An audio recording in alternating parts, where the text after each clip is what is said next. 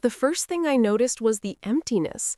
My living room, once filled with decades of memories, the floral sofa Robert and I had picked out together, the oak coffee table my grandson had spilled juice on 100 times, the antique clock that had chimed faithfully since our wedding day, was gone.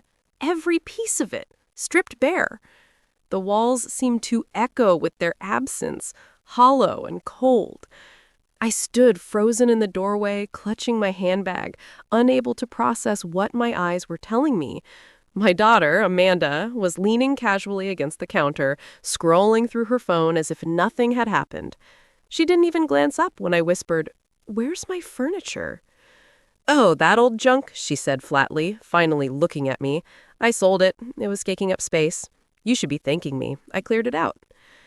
Her tone was sharp, impatient, like I was some bothersome stranger. I staggered forward, gripping the edge of the bare wall for support. "Sold it?" I echoed. My voice cracked. "Amanda, that was my life. Our life. Those things weren't junk. They were memories.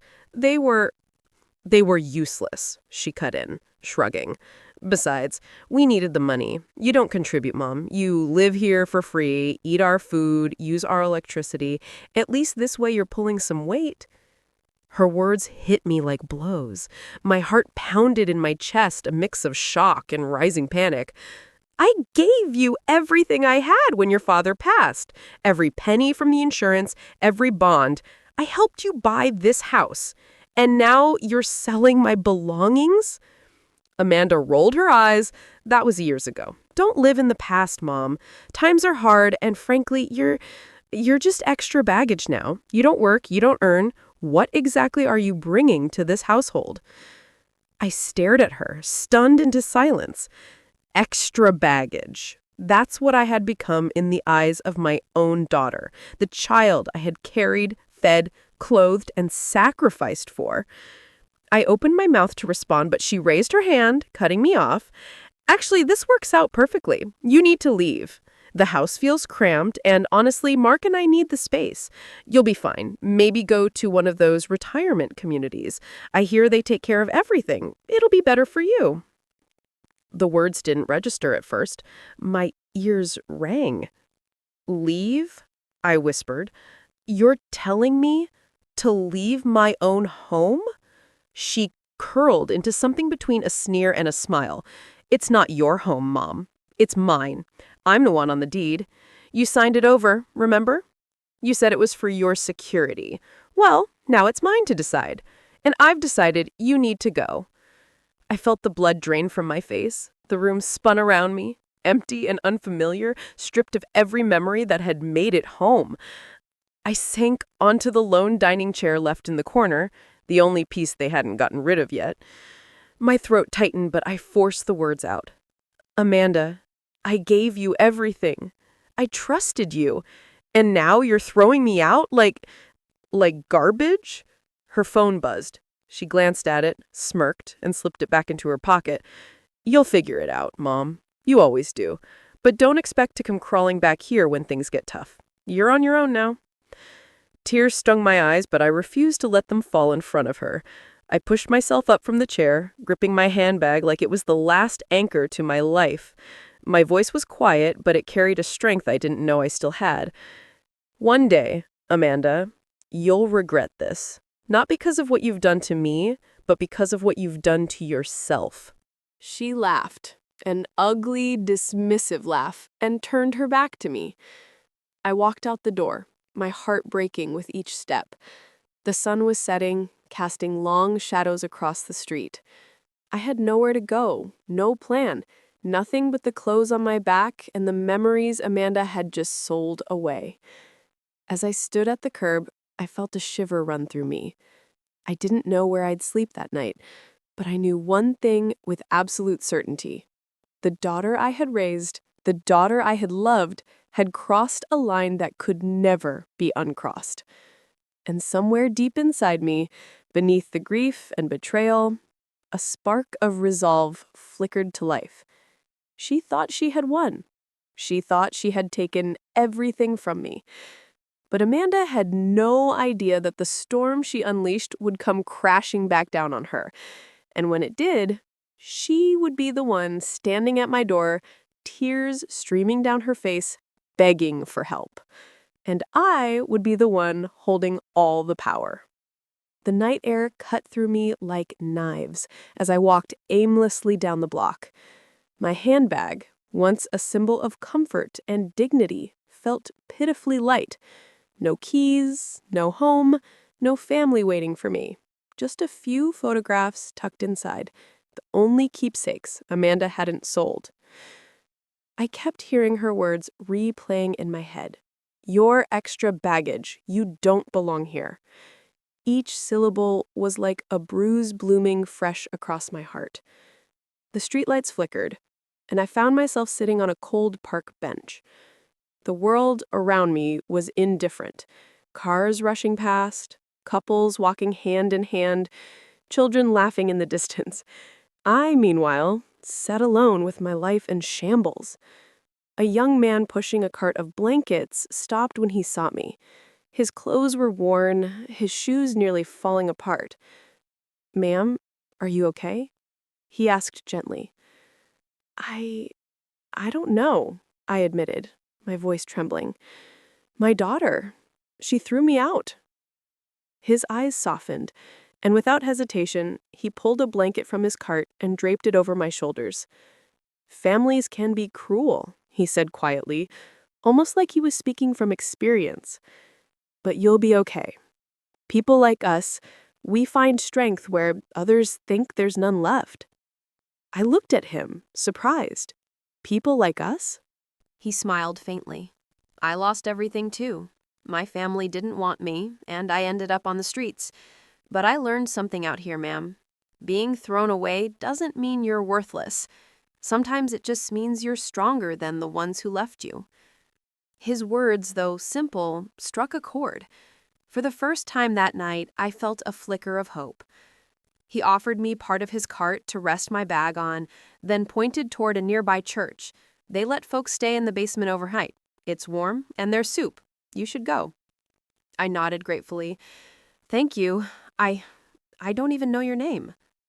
"Name's Eric," he said with a grin. "But don't worry about me. Just promise me you'll keep your chin up. Life's not done with you yet." I clutched the blanket tighter and made my way to the church. The basement smelled of old wood and soup broth, but to me, it felt like a palace compared to the cold streets. As I sipped the warm broth the volunteers handed me, I couldn't stop thinking about Eric's words. Life's not done with you yet. That night, as I lay on a thin cot with strangers breathing heavily around me, I made myself a silent promise. I wasn't going to disappear quietly. Amanda might have stripped me of my belongings, my home, even my dignity, but she hadn't taken my will. And fate, or maybe karma, had a way of evening the scales. A week passed. I stayed in the church basement during the nights and wandered during the days. Each morning I forced myself to keep moving, to think, to plan. Amanda believed she had silenced me, erased me from her life, but what she didn't know was that the law has a memory sharper than any betrayal. One afternoon, I walked past the courthouse. Its tall stone walls seemed intimidating, but something inside me stirred. I had given Amanda control of the house and the deed, yes, but not everything else. There were still legal rights I held, still threads she hadn't cut. I stepped inside the courthouse lobby, clutching my handbag as though it could shield me. A kind receptionist noticed me lingering and asked if I needed help. My voice wavered at first, but then grew steadier. "Yes," I said. "I need to speak to someone about my rights. My daughter forced me out of my own home." She guided me to a legal aid office on the second floor, and that's where I met Mr. Daniels, a gray-haired lawyer with kind eyes.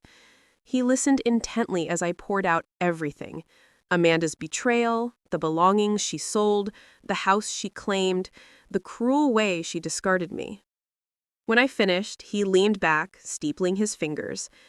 "Mrs. Harris, I need you to understand something. What your daughter did may feel like the end, but legally, it's not. If you signed over your deed under pressure, there may be grounds to challenge it.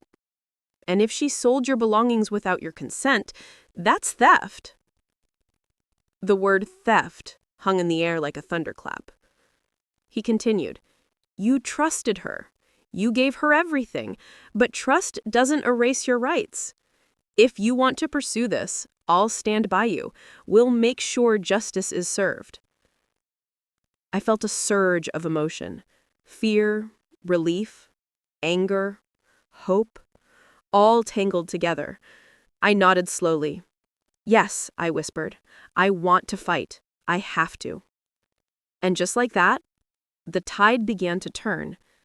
Amanda thought I was weak, broken, finished. But she had underestimated me. She had underestimated the law.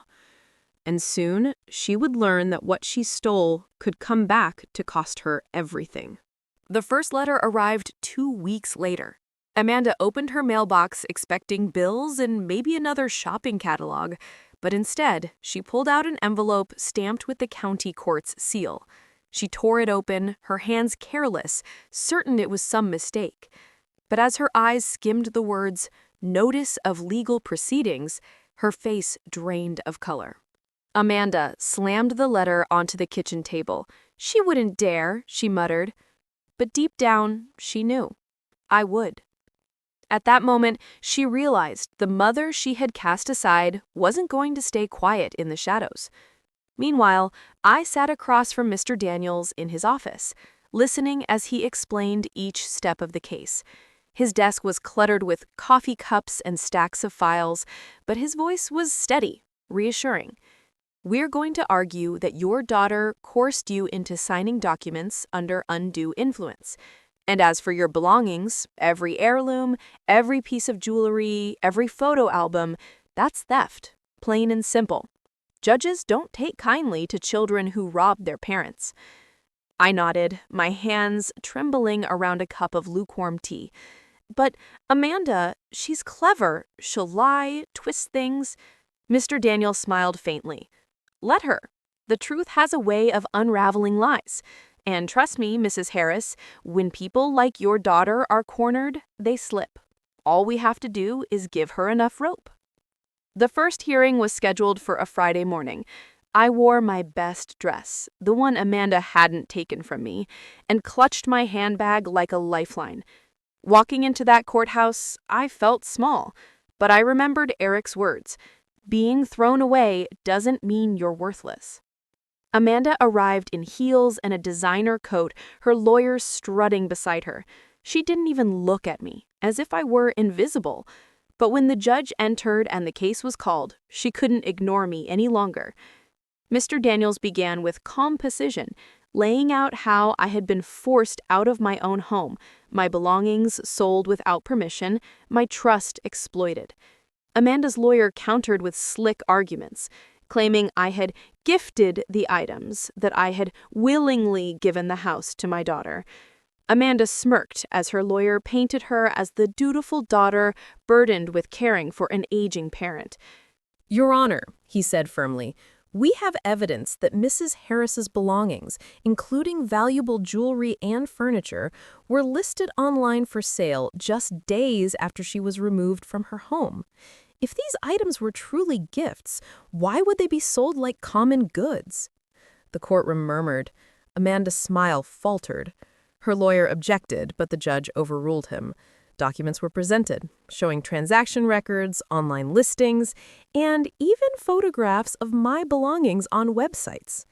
Seeing those pictures on the courtroom projector made my chest ache, but it also lit a fire inside me. Amanda shifted uncomfortably, her fingers tapping against the table. Furthermore, Mr. Daniels continued, we intend to call witnesses, neighbors and family friends, who saw Amanda's treatment of her mother in the weeks leading up to this.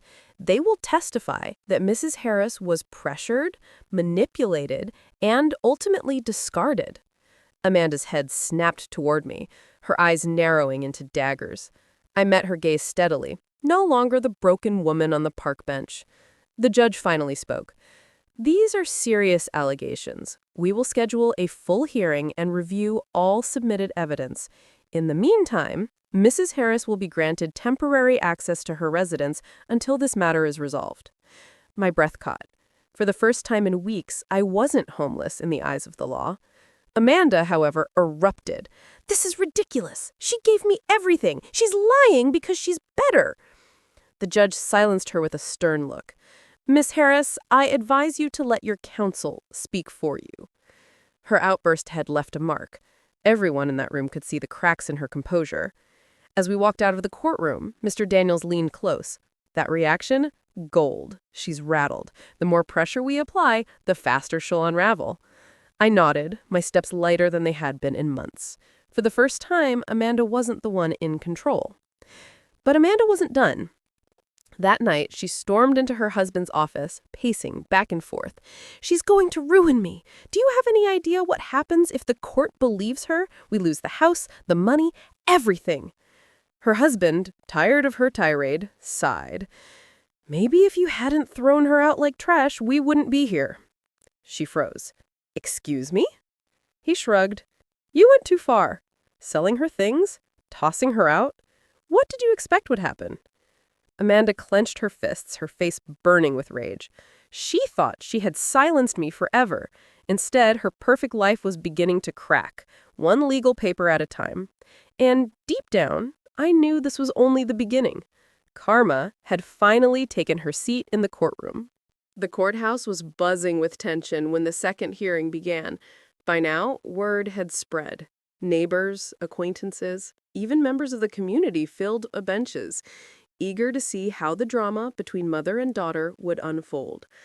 Amanda arrived with her head high, but her eyes betrayed the strain of sleepless nights. Her lawyer carried a briefcase stuffed with documents, determined to patch up the cracks that had already begun to show. As the judge called the session to order, Mr. Daniels leaned close to me. "Today is the day the lies start to crumble. Are you ready?" I gripped my handbag and nodded. My heart was pounding, but there was no turning back. The first witness called was Mrs. Langley, my old neighbor. She was a gentlewoman with snow-white hair, the kind who always noticed everything happening on the block. "Mrs. Langley," Mr. Daniels began, "can you tell the court what you saw the day Amanda asked her mother to leave the house?" Mrs. Langley cleared her throat. "I was watering my roses when I heard shouting. I saw Mrs. Harris, the mother, standing on the porch with her suitcase. Amanda was inside, waving her arms, yelling at her to go. I'll never forget it because Mrs. Harris looked broken, like her heart was torn in two." The courtroom murmured. Amanda's lawyer objected, calling it hearsay, but the judge allowed the testimony to stand. Next came the church volunteer who had welcomed me to the shelter. She spoke softly, but every word struck hard. She came in cold, shivering, with almost nothing. She said her daughter had thrown her out. I remember her crying, saying, I don't understand why." Amanda squirmed in her seat, her lawyer furiously scribbling notes. Then came the moment everyone had been waiting for. Amanda herself was called to the stand. Her lawyer tried to control the questioning, painting her as a dutiful daughter, overwhelmed by responsibility. "I only wanted to help my mother. She insisted I take the jewelry, said she wanted me to have it. And the house? She gave it to me willingly. I never forced her." Her words dripped with false sincerity. But then it was Mr. Daniels' turn. He approached the stand slowly, deliberately, holding a folder thick with documents. "Ms. Harris," he began, his tone calm, "you claim your mother willingly gave you her jewelry. Is that correct?" "Yes," Amanda said quickly, flashing a practiced smile. And yet, within 48 hours, those same pieces appeared for sale online, listed under your account. Do you expect this court to believe that gifts so precious were immediately sold off? Amanda's smile faltered. I needed money for bills. She understood. Mr. Daniels raised an eyebrow. She understood. Or did you assume she wouldn't notice because you had already thrown her out? Amanda stammered. That's not true. Then tell me, Miss Harris, Mr. Daniels pressed, holding up a printed screenshot of the listings. Why do these photographs show items described as estate jewelry and antique heirlooms? Words you used to attract buyers. Words that prove you knew these items had value, not just to strangers, but to your mother. The courtroom buzzed louder. The judge banged his gavel for silence. Amanda's cheeks flushed crimson. She said she didn't want them anymore. Mr. Daniels' voice sharpened. And yet, Mrs. Harris has photographs of herself wearing that very necklace at her anniversary, just last year. Does that sound like something she no longer wanted? Amanda's mouth opened, but no words came. Her silence screamed louder than any denial. Mr. Daniels leaned back. No further questions. The damage was done. Her credibility had cracked wide open. When the session adjourned, Amanda stormed out of the courtroom, her heels clicking furiously against the marble floor. Reporters outside snapped photos, their headlines already forming.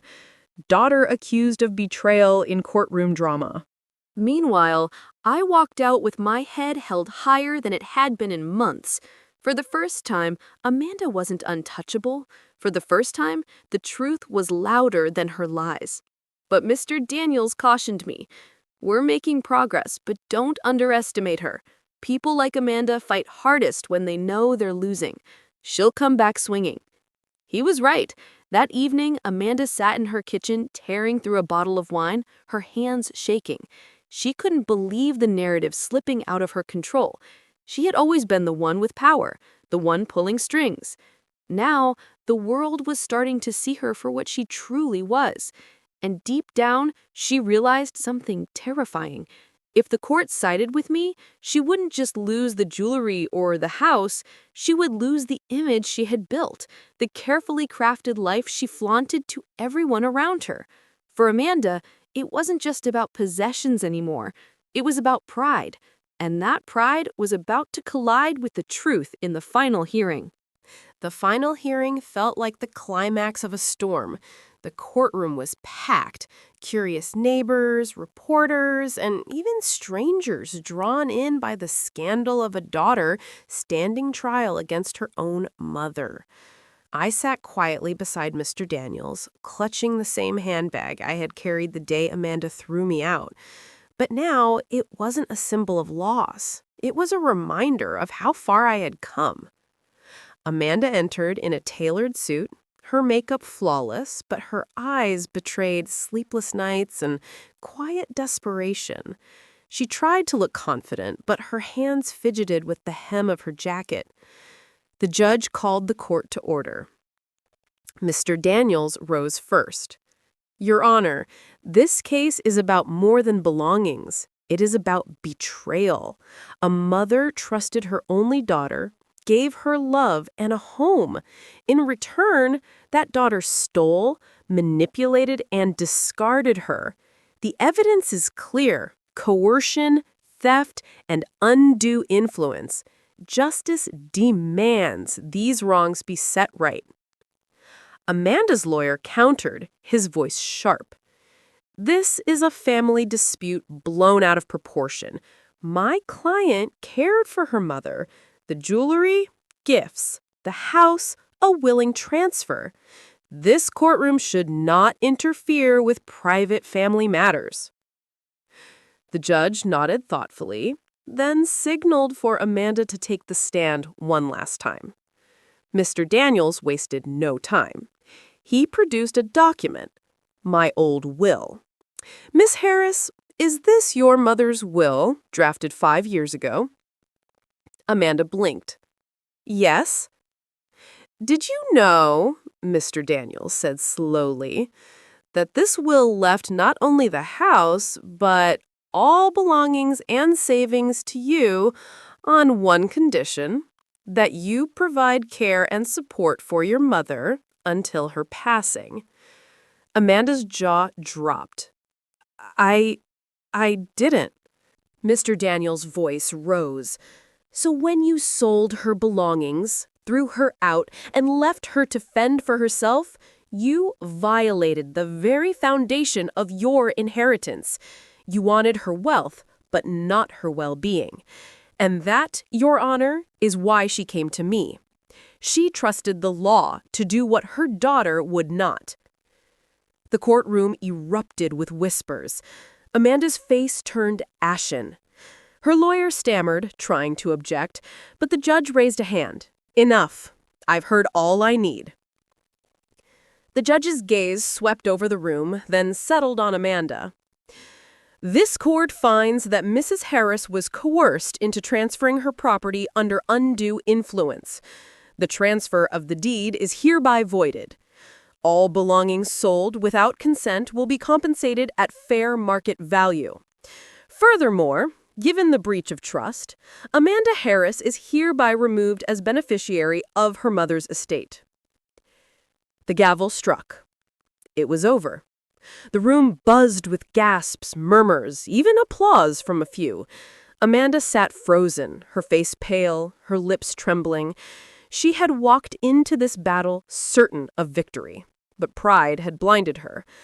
I stood slowly, my legs trembling, but strong. For months I had carried the weight of betrayal. Now justice had lifted it from my shoulders. Amanda turned to me at last, her voice cracking. "Mother, please, I didn't mean—" I looked at her, tears brimming in my eyes. "You meant every word, Amanda. You told me I was a burden. You sold the life we built together. And when I had nothing left, you threw me away. This is not the court's doing. This is yours." She reached out, but I stepped back. For the first time, she understood what it felt like to be abandoned. Outside the courthouse, reporters swarmed. "Mrs. Harris, how does it feel to win?" one shouted. I paused, choosing my words carefully. It's not about winning. It's about surviving. It's about standing up when the people closest to you push you down. Today wasn't just justice for me. It's a reminder that no one deserves to be discarded. As the cameras flashed, I walked away, not as the broken woman Amanda had left on a park bench, but as someone reborn from betrayal. That night, I returned to my home. My home. The walls still echoed with memories of laughter, family dinners, and my late husband's voice. For the first time in months, I slept in my own bed, beneath my own roof, with peace in my heart. Amanda's pride had cost her everything. And as I looked out my window at the quiet street below, I whispered to myself the words that had carried me through. Being thrown away doesn't mean you're worthless. Sometimes it means you're stronger than the ones who left you.